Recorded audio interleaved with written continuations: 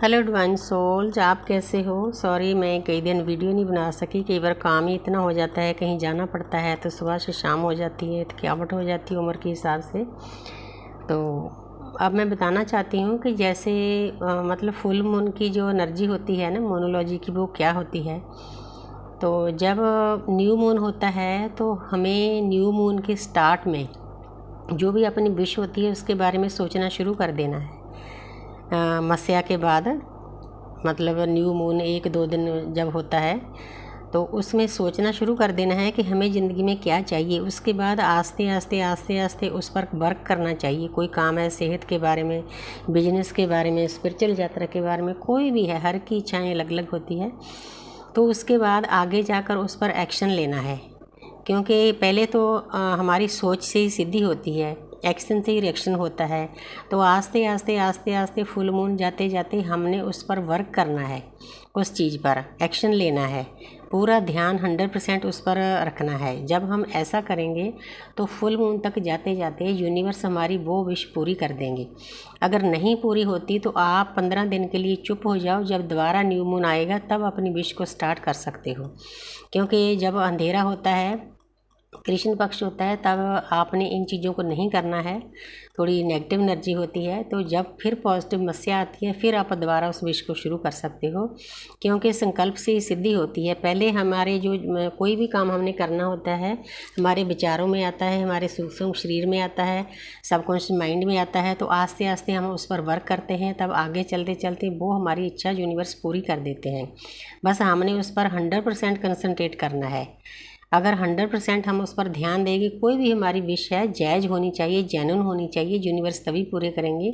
क्योंकि हमारी दृश्य शक्तियाँ होती हैं, हर वक्त हमारे आसपास होती हैं, उनको पता होता है कि ये बच्चे की मेरे की विश सही है या नहीं है। जो हमारे लिए, एक बात बताना चाहती हूँ, यूनिवर्स का एक लॉ है।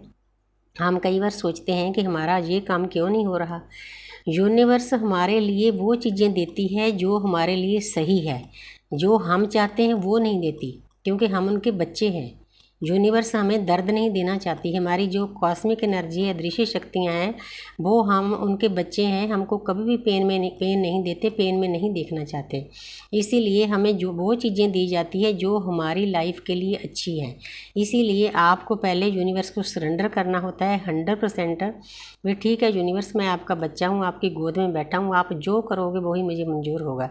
तो आप ज़िंदगी में कभी भी दुखी नहीं होगे।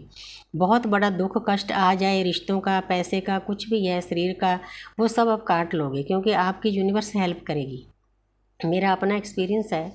पहले तो चलो मुझे ना, वैसे तो जब से मुझे दर्द मिला है, मेरी मतलब 24 ईयर की विडो हूँ मैं, तो मुझे इतने दर्द दिए गए, इतने दर्द दिए गए, लेकिन दर्द मिले ज़रूर, तो यूनिवर्स ने कटवाए। हेल्प भी यूनिवर्स ने दी उस पेन को रिलीज़ करने के लिए। कोई दृश्य शक्ति होती है, टाइम टू टाइम हमें ये चीज़ें सिखाती है। तो इसीलिए आपने घबराना नहीं। कोई भी चीज़ दुनिया में स्थिर नहीं है। अगर आज खुशी मिली है तो कल को गम भी आ सकता है। खुशी ने भी जाना होता है, क्योंकि टाइम तो चलता रहता है। जो सर्कल है हमारा लाइफ का, चलता रहता है। सर्कल का जो सिरा नीचे है उसने ऊपर भी आना है, जो ऊपर है उसने नीचे भी आना है। जब ऊपर सिरा जाता है सर्कल का, हम खुश होते हैं, नीचे आता है तो हम निराश होते हैं। तो हमने इन चीज़ों से निकलना है, हमने समभाव में रहना है। कृष्ण भी यही कहते हैं, शिव भी यही कहते हैं कि समभाव में रहो, दुख सुख में एक जैसा महसूस करो, तो इंसान को थोड़ी अपनी लाइफ आसान हो जाती है।